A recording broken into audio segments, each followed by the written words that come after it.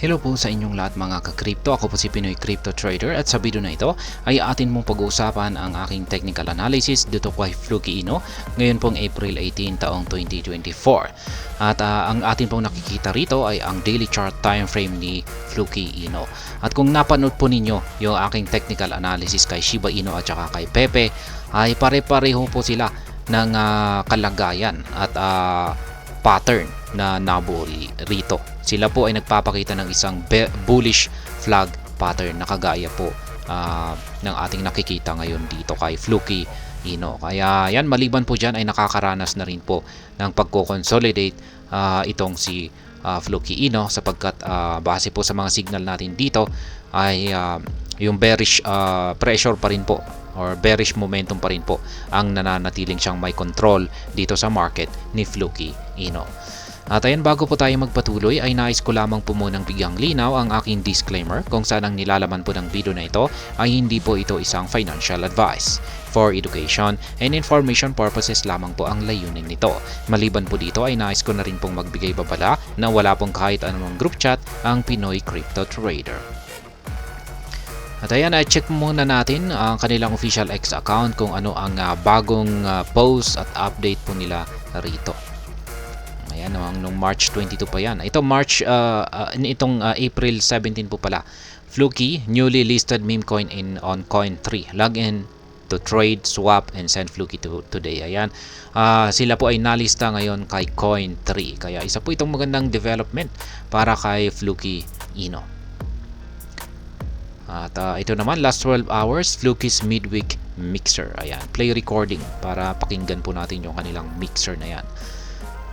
Ayan, kay TokenFi naman, ayan, promote po nila si ARQX. Ayan, naka-token sale po sila ngayon. Event is now live on TokenFi Launchpad.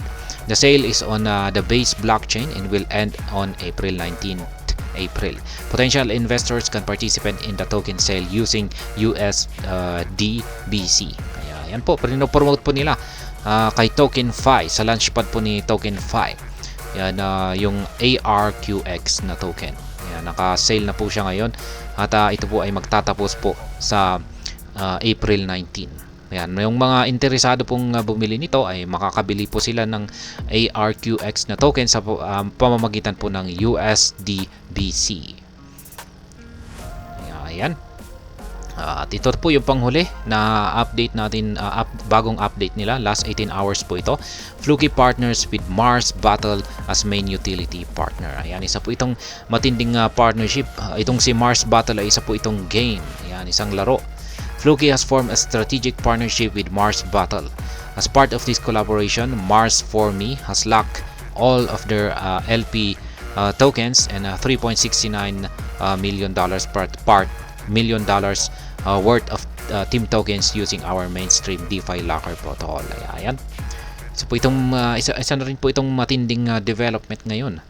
Ayan, maliban po sa listing ni Fluky kay Coin3 ay ayan, nagkaroon po sila ng partnership dito kay Mars Battle na isang ayan, mukhang isang game. At balikan na po natin ang pag-technical analysis dito sa daily chart time frame ni Fluky Ino. At ayan nga, kung inyo pong napanood yung aking technical analysis kay Pepe at saka kay Shiba Inu, ay meron po silang pagkakatulad sa pattern. Ito po yung bullish flag pattern niya. Ito yung nagsisilbing watawat niya o yung kanyang bandila. At ito naman po yung kanyang poste o yung kanyang flag pole kung saan po nakakabit yung watawat dito sa itaas na or dulo na yung kanyang dulo dito sa itaas. Kaya tinawag po siyang bullish flag pattern. Ayan, bullish flag pattern po siya kasi ang inaasahan po kung saan po siya magkakaroon ng breakout ay dito sa kanyang upper portion. At kung pag nangyari po yan ay makakaranas po siya ng price surge or pag-angat sa presyo. At ayan, sa mga hindi po nakakaalam ay kung pag bearish flag pattern naman, kung meron po tayong bullish flag pattern ay meron din po tayong bearish flag pattern. Yung bearish flag pattern ay kabaliktaran lamang po yan. Yung flag naman po niya ay pataas. Ayan, kung pagpataas naman po yung flag niya, ayan, sabihin natin ay ganyan. Ito yung kanyang poste. ay bearish naman po yan. Dito naman po sa kanyang lower portion magkakaroon ng breakout, ayan, at babagsak siya. Kaya ganyan naman po kapag bearish flag pattern. Pero dito po sa kasalukuyan na kalagayan ni Floki Ino ay bullish flag pattern po tayo. Yan, kaya mukhang tumutugma po ito sa nalalapit na Bitcoin halving event. Ngayon ay mapapansin po natin na yung dalawang indicators natin. Ito po yung ating Hall Street indicator ay kulay red.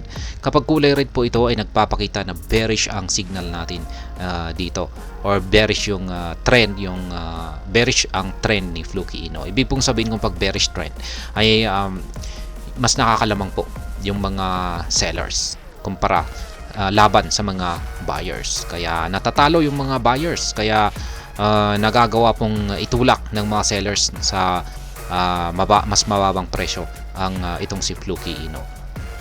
At ganoon din po ang ating QQE mode indicator dito. Kung nakikita natin na kulay red ang mga nabubuong QQE bars nito ay ganoon din po.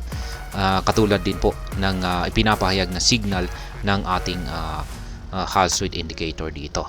At maliban po rito ay may dagdag pong signal dito kay dito sa ating QQE mode indicator. Mapapansin po natin na pantay-pantay yung kanyang mga sukat. Ibig pong sabihin ay parang hindi na po nadadagdagan yung selling pressure. Ayan, mga selling pressure ng mga bears.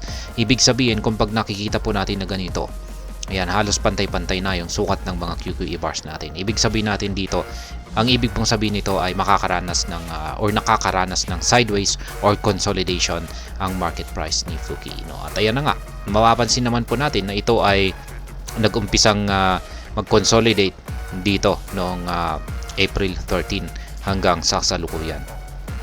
At sa ganitong sitwasyon ay inaasahan po natin na magpapatuloy pa ang kanyang consolidation sa mga susunod na araw.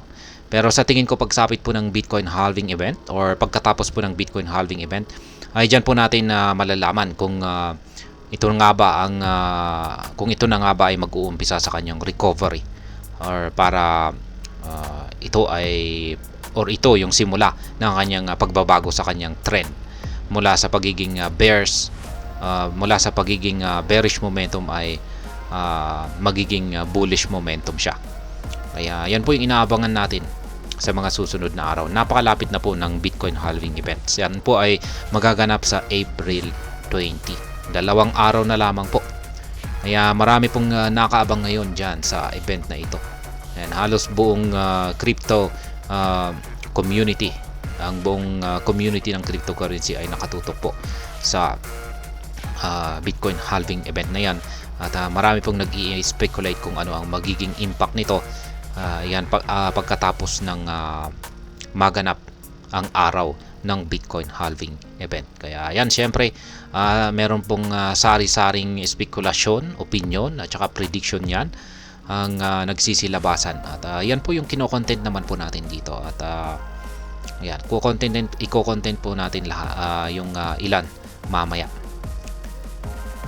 Ayan, pagdating naman po sa ating pag-i-spot trading dito ay yan, dapat nakabili po kayo rito. Ayan, bumili po ako rito sa 30 digits 11063 nung bumagsak po siya noong April 13. Kaya dapat nakabili na rin po kayo rito.